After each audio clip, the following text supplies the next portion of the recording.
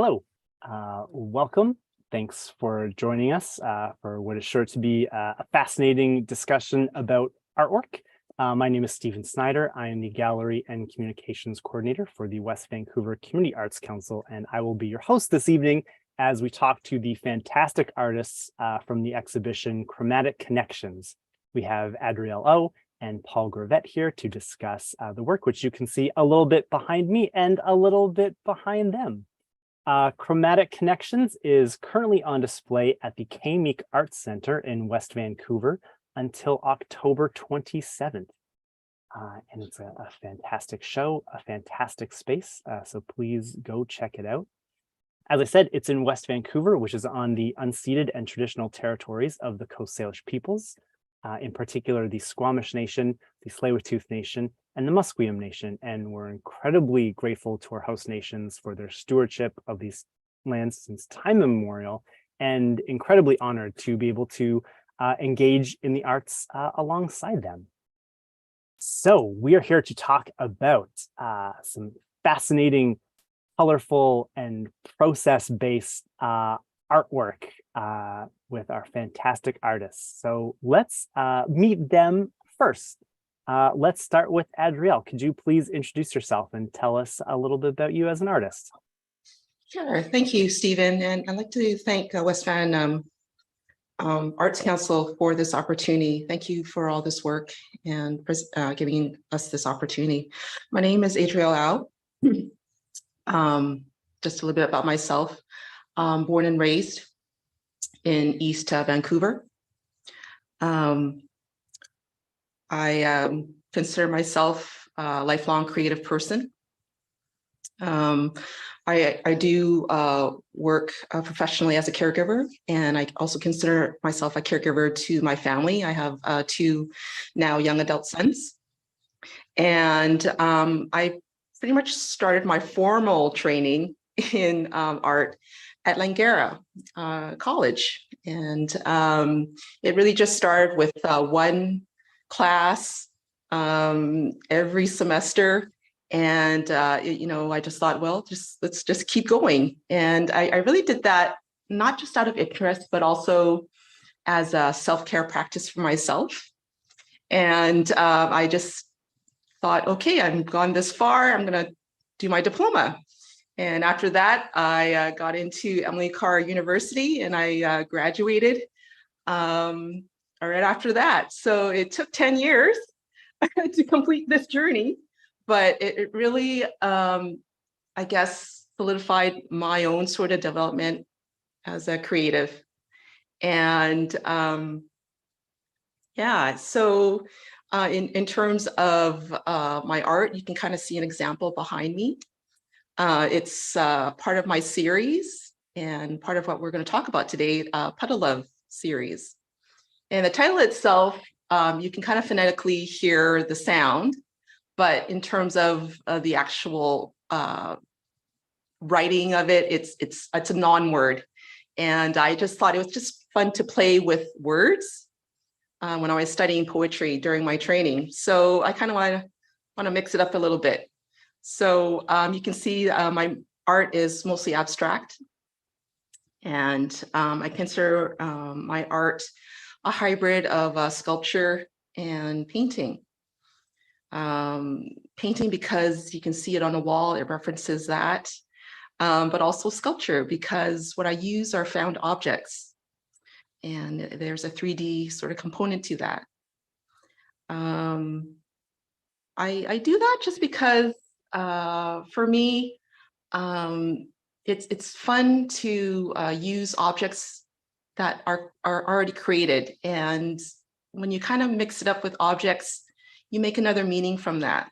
So that's just how I find it fun, keep it fun. And it's something I enjoy personally doing. Yeah, so that's a little bit about me. Excellent. Thank you so much for the great introduction. Paul, please tell us a bit about you. Thanks, Stephen. So a little bit about my background. When I was quite young, I started music lessons, piano, and photography. Dad had a dark room in the basement. At that time, we lived in a very small town in Saskatchewan. And he taught me how to take pictures with a film camera. Of course, there were no digital cameras in those days. This is the late 60s and early 70s. And then he taught me how to develop the film and print the film. And at that time, I realized I had to make a choice between music and photography, that I couldn't excel at both. Decided on music, and over time, after getting a performance degree, went into arts administration and concert planning. That actually took me to West Vancouver and Meek Center, where I was executive director for about 6 years, 6 years. So what I see behind Stephen is so terribly familiar to me. Seems like a long time ago now. I would say around 7 years ago, I decided I wanted to return back to photography. And in all those years, I had not done anything with photography, but I felt that sort of calling to go back to it. Realizing, though, that I had lost a lot of time where I couldn't build the skills and the experience that so many other photographers had. But I thought what I could do is explore ways of developing techniques that would be, dare I say, mine, something that's where I could produce artwork that's identifiable with me. And so I thought a lot about it. I did a lot of experimenting, and you can see a couple of examples behind Stephen.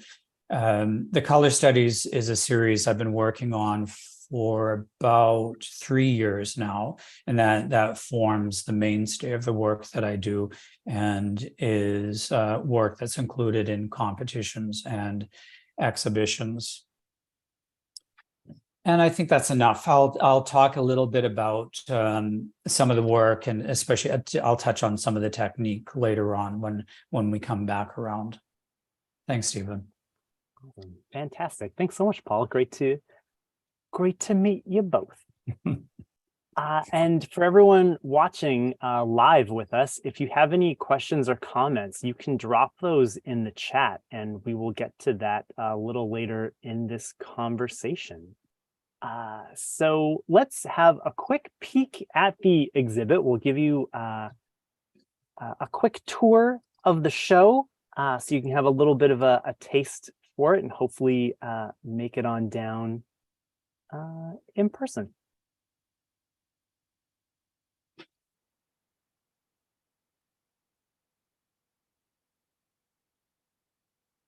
All right, so here it is as you come in at the Grosvenor Theatre, sort of the main floor lobby.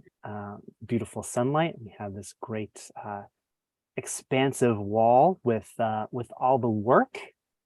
We start off with some of Paul's fantastic pieces.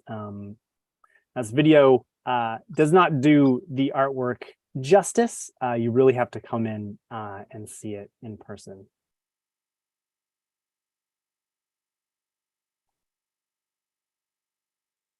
There's a lot of really great colors and shapes and textures happening in this photography.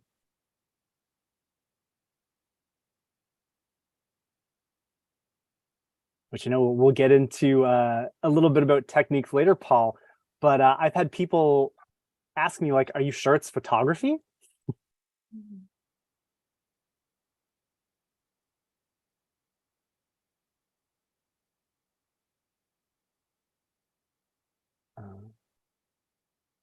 And really also just wonderfully presented, as well as being stunning artwork. Your choice in presentation is really clean and really shows the pieces off very well.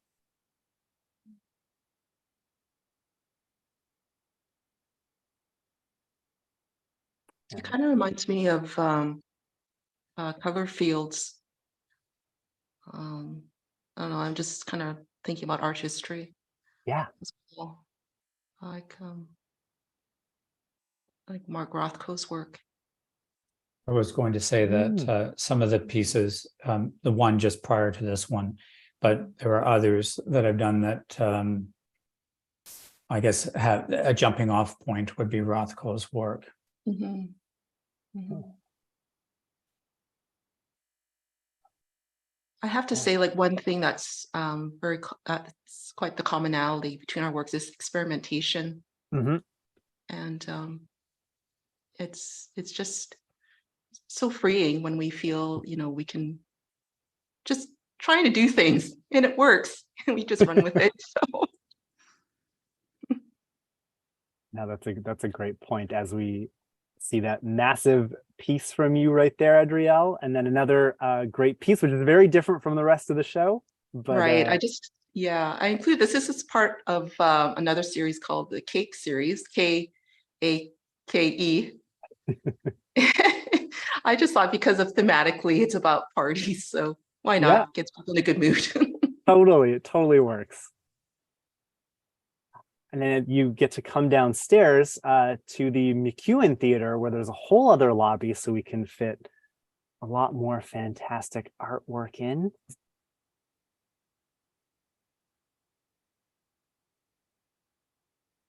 And this space it feels a little bit more intimate. You really get to spend time with the pieces, almost like you're in your own private gallery.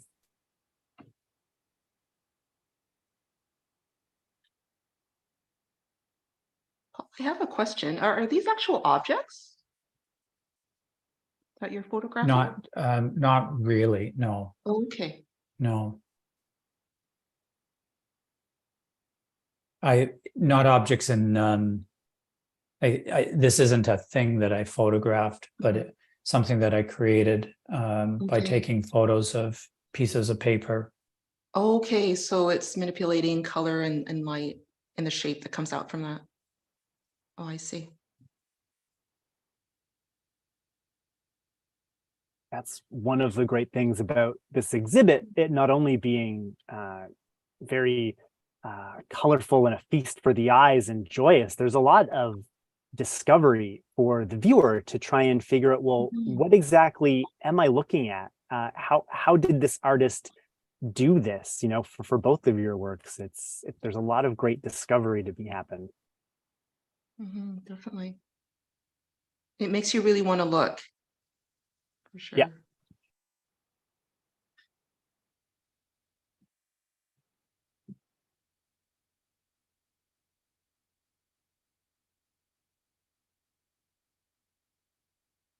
And while you both are using such vastly different mediums and tackling this from very different perspectives and sort of processes, there's something, especially you see those two pieces right next to each other on the wall that we just looked at from Paul and we're looking at here from Adriel. There's a really nice dialogue between them. Actually, I think it's a fascinating pairing. Not so apparent in this exhibition, but most of my work tends to be very linear. So going left to right, sometimes up and down, but usually left to right. And of course, Adriel's work is not that. And my work tends to be very square, almost always squares. And obviously Adriel's work is not that. And I find that it almost builds strength in the show. That contrast. Yeah.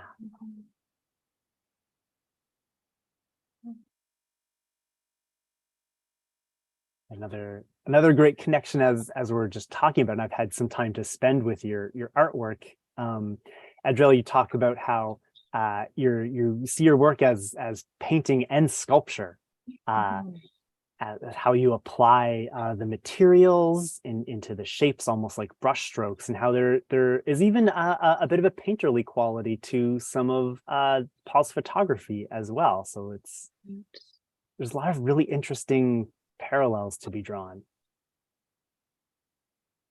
I would also say, like, my work has drawing in it as well, because the lines the lines, you look deeper in, because the way things are built, there's that a strong sort of, not just shapes, but the lines that are, you kind of look a little deeper. And, I have to agree, you have to be there to really see, Yeah.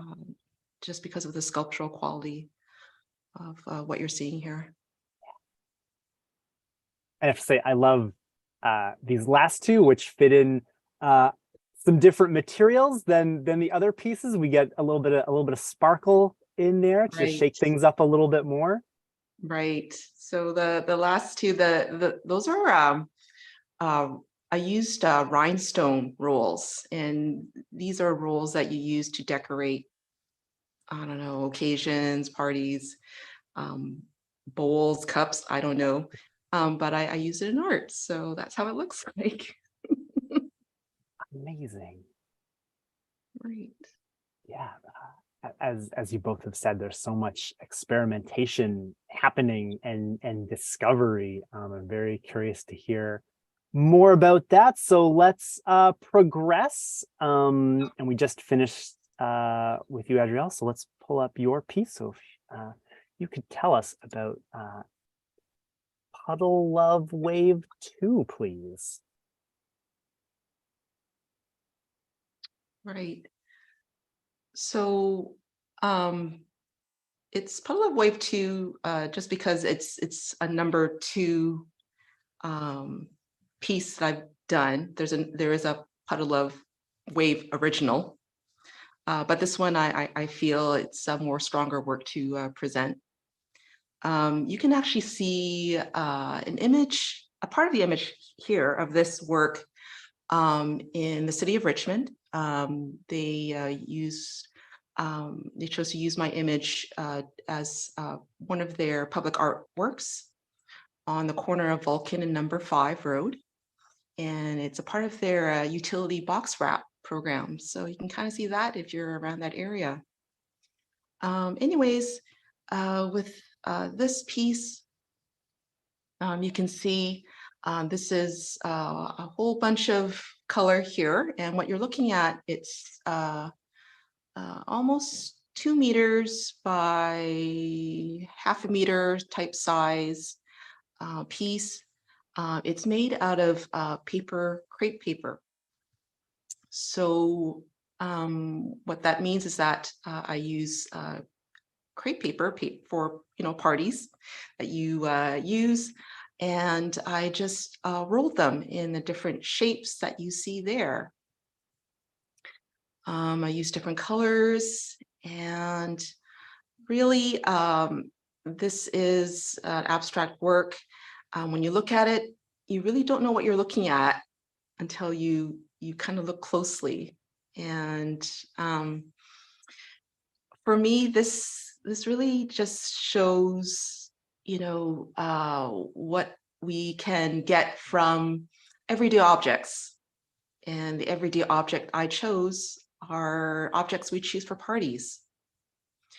And, this is just really my sort of background as being a mom to two children, caregiver. We're usually imbued with that sort of responsibility for gatherings. We're sort of like the glue to hold families together. And I just, go through like party supply stores, and, I was looking at things around me, and I remember I had to do a school assignment on something, and I just really kind of made a connection and really looked at what I was looking. I'm looking at objects, I'm looking at color. Okay, so, at that time in my life, I just brought those things together, and this is what I came up with. And another thing about the objects I'm using, there's quite a bit of emotional weight to them as well. And with events that we do try to organize, we have expectations of them. And of course they're fun, but there's like I said, expectations, and sometimes things happen, life happens, not always, things that you want to happen. So, there's a little bit of ambiguity with my work too. I think this work, for a lot of people, the color really speaks to people. With me, I think it just speaks about spontaneity. And I think when people do see it, like I mentioned, people don't really know what they're looking at. And it confuses people. And what I've noticed, some people, they feel like this is like weird. So that's when I have to explain to people what's happening. And that always fascinates me because, people get different things from it. Some people say it's biological. Some people say, wow, it's like I'm looking at something electrical. Some people say, wow, it looks like it's part of South American craft. It's amazing what people think of. And I think that's the great thing about abstract art. People can just interpret whatever they want. And I'm just so happy to hear that people connect with it in some way. So how I made this, I've just, you can see there's little circles in there. I wrap and I make lines of color. A lot of times I work in the dark. I'm just kind of, and this I actually did this during, in the pandemic actually. So I'm like kind of sitting at my desk, I'm watching a movie, I'm doing my wrapping, and I'm not really paying attention to what's around me, but I do know that the colors do match. But then at the end, when it's time to do the composition, then I kind of really pay attention to what I'm doing when I'm arranging it. So in the creation, I leave things to chance. I'm not really, so controlling about what happens because, again, with my practice, being a caregiver, I can't concentrate on a long time on one thing because there's just so many things I have to do. So I have to go back to it, back and forth. So I can't really afford to spend hours at a time to, make something work. So I kind of have to go, do some like 10 minutes of this, get back to doing whatever I need to do, get back to it, maybe do it for half an hour, and then I have to get back and that back and forth. So, that's sort of like my process of doing this type of work. It's not hyper focused if I was painting like with oils acrylics, because I find that takes a lot of time and concentration. So for me, this sort of practice works for me, and I just have I just really enjoy it. So that's the background of the Puddle of series and Puddle of Wave 2. That's wonderful. Thank you so much for sharing those insights. It's fascinating to hear your process because, as we mentioned, sort of one of the uniting elements of this exhibit is that both artists seem to have very sort of process-oriented work, but you're very intuitive. You're almost like, well, I'll just put it aside for a little bit. I'm just going to follow my gut. I'm not even really looking at the shape I'm making. I'm just letting my hands do it. That's really fascinating to be so involved yet slightly, I don't know if removed is the right way, but just following your instincts. Yeah, I mean, there's something like the process, I think, in terms of maybe an art history sort of perspective again. I love art history, but there's an automatic sort of approach to it. You kind of remove that logical part of your brain, and you just kind of make whatever's in front of you. And then you kind of look at it, and then you kind of be your logical self, but then you kind of take that logical brain out from your doing things. And, I think that's the exciting part, because the lines and shapes, they don't make sense, but it's fascinating to look at. and it's unique because of that. So that's a little bit of my process of coming up with these shapes and designs that you see there. That's great.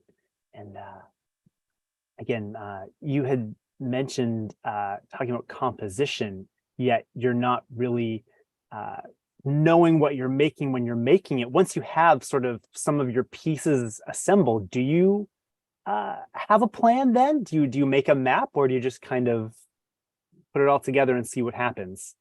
So, that's an interesting question. I do have like thumbnail sketches of what I think I'm going to make, shape, and maybe just some, large sort of areas of focus, accent points. So I kind of go by that sort of plan, but I think when time progresses, I kind of recognize this is not working, or it's working, and I have to go with that. So really, it's like that relationship with myself, the work, and the present. So there's times that I'm not present, I'm not thinking about it, I'm just doing it. And there are times that I'm very present. I have to pay attention to what I see here. So yeah, it's sort of like that balance there that I go through. Wonderful, amazing. Well, thank you so much for sharing. And like you said, up for interpretation. I heard someone the other day saying they thought it was like a topographic survey of maybe a landscape or something, and just all the different layers of geology happening. So it's very cool to hear, people talking about parties or biology or electricity. That's fascinating. Yeah. Okay, now, Paul, we have a great one of your color study pieces coming up. Fantastic. Please tell us all about this great piece. Okay, thanks. I'll just say that I was quite interested to hear what Adriel had to say, because there actually, while it may not be apparent, there are a lot of similarities. Just at the end, she said, I'm not thinking, and I wrote down not thinking, doing, and responding. And I would say that I hadn't, maybe that's the first time I've ever put it in such a short, succinct way of expressing what I do, because it is, and what Stephen said, process oriented. There is very much a process it's very much experimental. There's no planning to it at all, and I do, and I respond to what I see, and hopefully, eventually, there's something that I think, okay, now we're getting somewhere, and now something is appearing, and I start to hone in on that, and hopefully move toward an image that I like. Having said that, most of the time it never ends up with anything at all. It is highly experimental. Stephen mentioned earlier the question, is it photography? And I do get that a lot. And I've almost argued with people because they don't believe it. But everything that I do does start with a camera. I have a digital Nikon camera. And so everything does start with a camera, and starts with certain principles of photography. I'll mention it later, but depth of field is a very fundamental principle of photography, where the camera will see a certain area in focus, and beyond that and in front of will be out of focus. And it's a very key element to what I do. There are some other elements that I bring into it, but the color studies tend to rely very much on depth of field. For me, as I mentioned, it was the technique that I developed was very much about finding something that I could say is mine, that I wasn't, I just didn't think I was capable of going out and taking beautiful pictures of mountains or streetscapes. And when there are so many people who do that so extraordinarily well. And I wanted to find something that maybe I could do well, I hope. I guess that's really up to the eye of the beholder. I think in many ways, Adriel mentioned painting. And while I don't at all think of myself as a painter, and certainly not using paint or applying in that way, the idea of painterly is quite critical to the work, to try to find not just something that is painterly, that it could be painted. And so this is where some of that confusion comes in. Is it a photograph? Is it a painting or something else? That something else could be collage. And the technique does bring in an element of collage. So I'll just mention a little bit about the technique. And I'll say with this piece in front of you, I used 3 pieces of transparencies, color transparencies. 2 of them were triangles and 1 was a pentagon. It was yellow, orange, and blue, I believe. Yes, blue. And I just more or less randomly cut them out, randomly place them down, and take photos of them. And then I work on them to find something that's quite different. So there's a pretty significant departure from where I have started with some very basic shapes and very basic colors, and where I end up. So I've taken my 3 pieces of transparencies and I lay them on pieces of glass, and I'll lift my hands up. So the glass shelves or sheets are separated by blocks. So I'll have 1, 2, 3 in this case. I have the 3 pieces of transparency, 1 underneath the other, and then 1 on top. And the glass shelves have children's blocks. If we've all had letter blocks, so that's what I use to space the shelves. The camera is positioned directly above the 3 pieces of transparencies. And it's looking straight down the center. And then I take,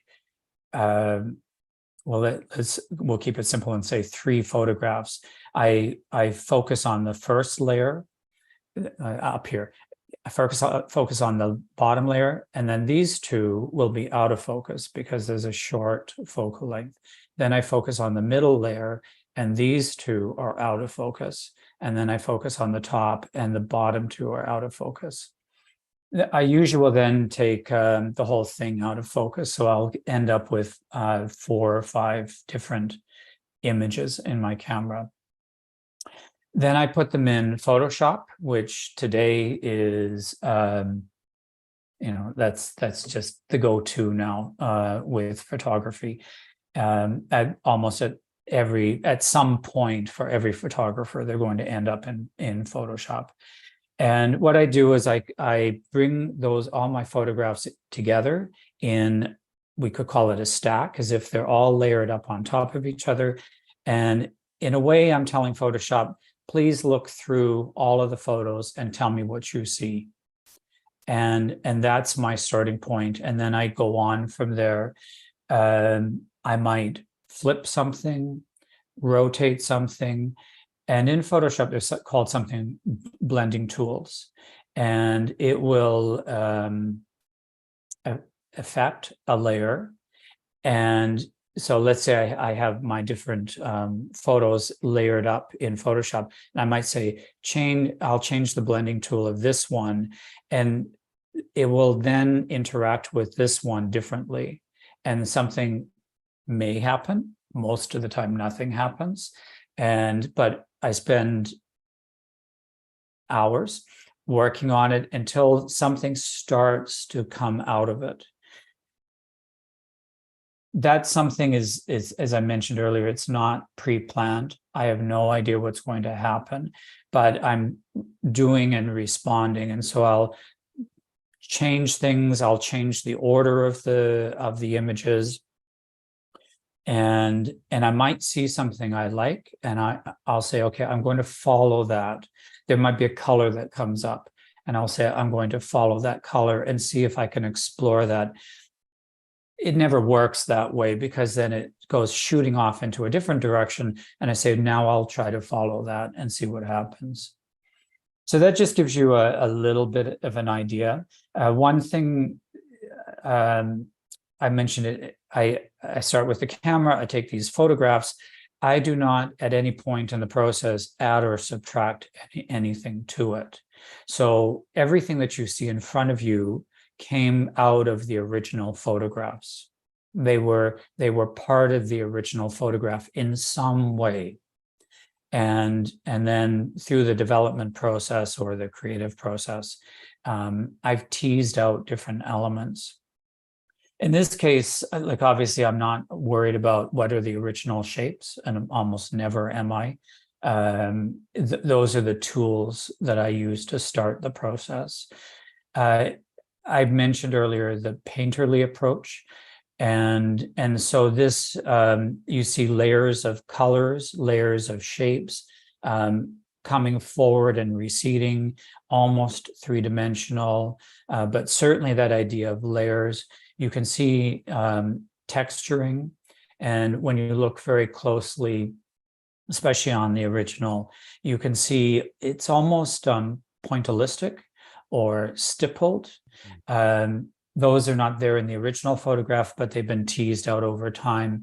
A lot of photographers would say that's bad photography, grainy photography. I choose to look at it and say that's texture, and to me it's an evocation of something done in painting, that you could have textures in painting and the way paints are interacting, and so that I wanted to follow things like that. I will also say, for me, and this is maybe a bit personal, but I feel there's an element of my musical background in these, where color, rhythm, repetition, variation, balance, and shape, all you can talk about those elements in visual arts, but you certainly talk about them in musical art as well. And something like rhythm is quite important to me, and how the lines, how the colors are moving together. So what else can I say? Something interesting about this, the background, always in my pieces, the background is white, and through the process it turned black. And that's quite fine with me, because then the colors relate to the background and relate to each other differently, and that's all part of the surprise of what's happening. Another element I'll just quickly mention, and then I think I'll stop there. Symmetry is really easy for me. I love symmetry. And so I will often try to push myself away from symmetry and make sure that a final piece is not, in fact, symmetrical. They may appear to be symmetrical. And one of the pieces, as I'm looking at it on Stephen's left, it's a lot of horizontal lines. It can easily look symmetrical, but in fact it's not. There are subtle variations through it. And again with this, if you look on the right hand upper side, there's sort of a ruddy color. It's not reflected on the lower left, if the reverse on the other side. The upper left, there's sort of a, well, shall we say, a bluey white color. It's almost there on the opposite side on the right and the lower right, but when you really look at it, they're not the same color. And so I will look for that subtle shifts in away from the symmetry, where you would walk up to it and first say, well, that's a symmetrical, almost diamond shape. But there are variations within the piece. I'm sure I left some things out, but I'll leave it at that. Oh, that's wonderful. Thank you so much for sharing, Paul. always interesting to hear. Um, and I guess this goes back to you saying, you've always had interest in art from a young age, art and music, but then you chose to focus more on music. But a lot of what you're saying, and when you look at your work, it's very much using all of the fundamentals of design, rhythm, shape, line, color, texture, value, all of that is in use. Was that something you had to sort of rediscover for yourself, or does that just sort of come naturally?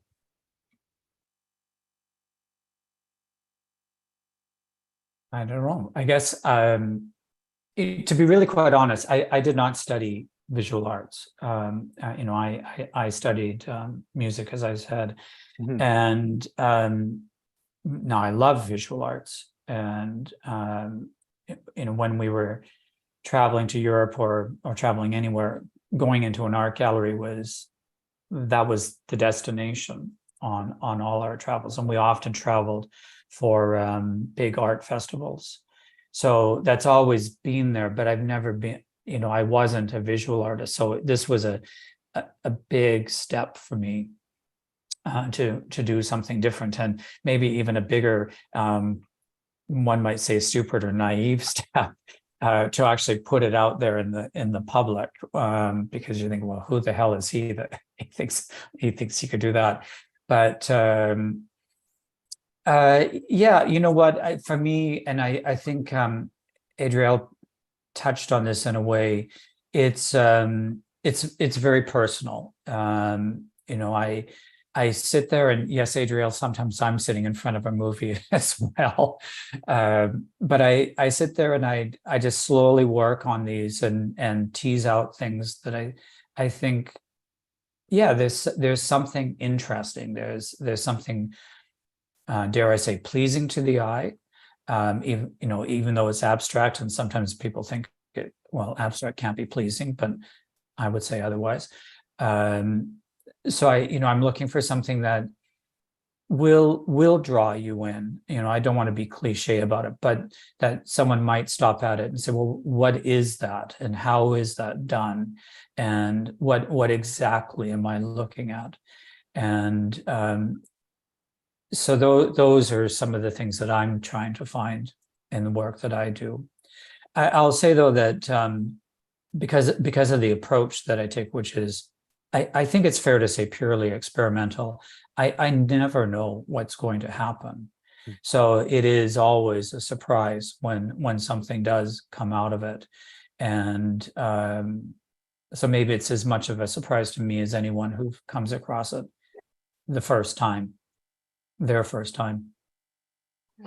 I don't know if that answers your question, Stephen, but I have to say that just thinking about art and how it comes about, technically, this art shouldn't exist. Really, it just shouldn't exist, from all the things that are in our, we have to do, the time it takes to perfect it, and trying to do it over and over again. And it's amazing what we can come up with. Like it just takes so much persistence and tenacity. So I think whatever art that we can create, we just have to give ourselves a pat on the back, because like I mentioned, it just technically should not exist, but because we want it to exist, that's why it's here. So yeah, it's encouraging to hear, Paul. Thank you. Well said. Yeah, because it's just constant experimentation, right? You don't know what you're going to get. I imagine that must be as frustrating as it is exciting.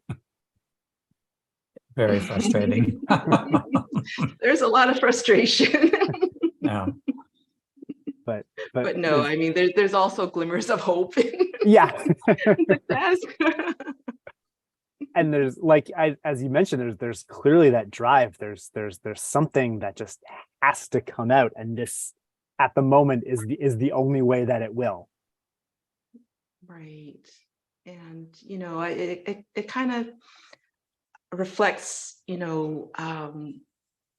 what personally speaks to you, right? And Paul was talking about music, and this obviously was reflected in his work. With me, it's about home and the objects that's around me. My studio is my home, and the things that I work with, it's a part of stuff that I have to grab out of the kitchen. Sometimes I'm grabbing like a can of soup just to bolster something. So, the process really has to do with our personality, our environment. And I think those together, our life experience, it culminates to the artwork that you see. So it was interesting. Definitely. And as Adriel just mentioned, I'm glad that you mentioned music, Paul, because when I was looking at your work, when we were hanging it up, I was like, there's something very lyrical to this piece, and this kind of reminds me of this. So I think that's interesting. And of course, Adriel, your stuff is just it's a party, like it's I can be dancing in there, I'm bumping up with my friends, like yeah, it's I think Or you can be truly, like have like a question mark in your head. What am I looking at? So it's a whole bunch of reactions to work. Yeah.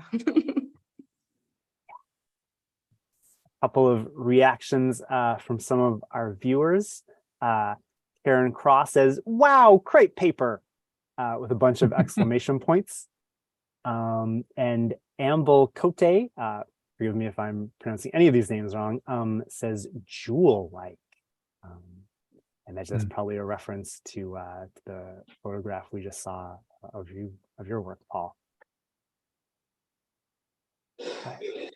Yeah, interesting materials, interesting journeys and discoveries that you've all been on. And I like that you both brought up in various ways how personal this is, because I think with abstract work and sort of very sort of involved art making and sort of process oriented things, it's easy for the viewer to not necessarily think about where this is coming from and how this is making the artist feel.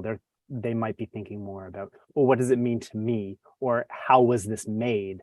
But I'm really glad that you both shared how deeply this comes from you. That was very special. I think that's going to be great for people to hear.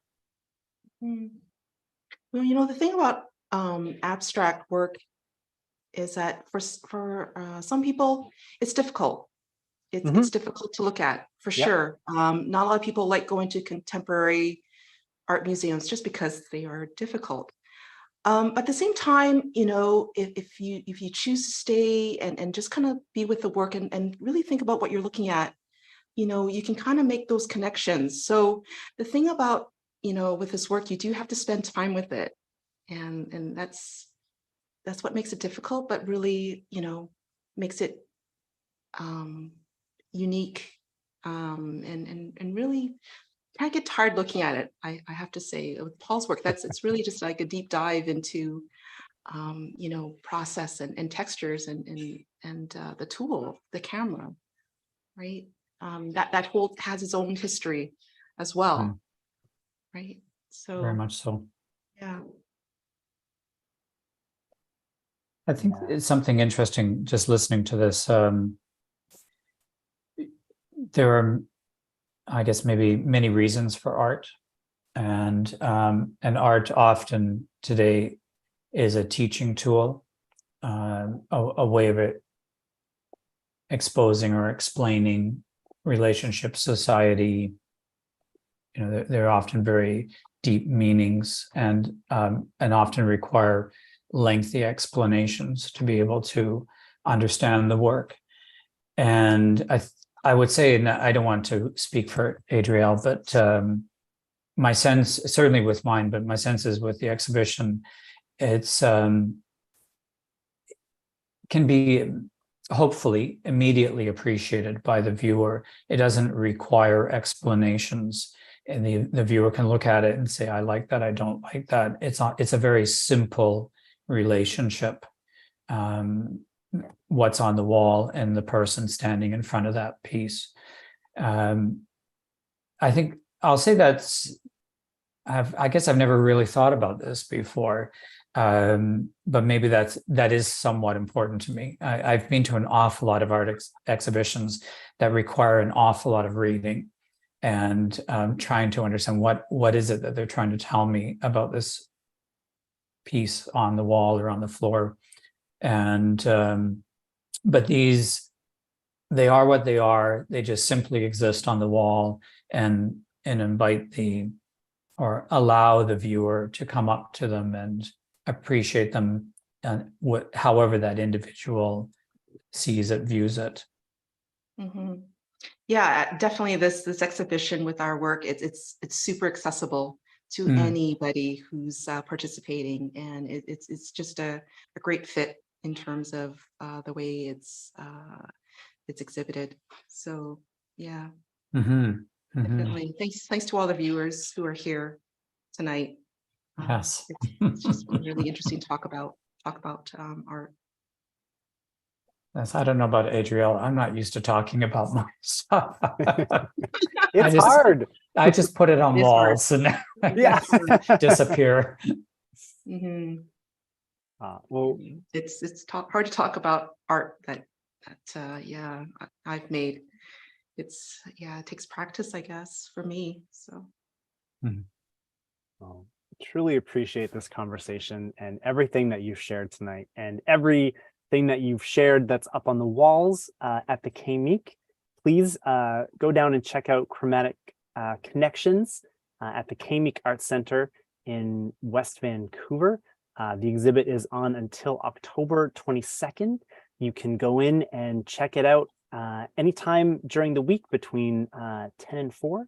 And then anytime there's a show happening, buy a ticket for a show. Go take in a show and take in some beautiful artwork before and after. And thank you so much to the Meek for partnering with the Arts Council on being able to present this show, especially Mina Katam, who is the events manager.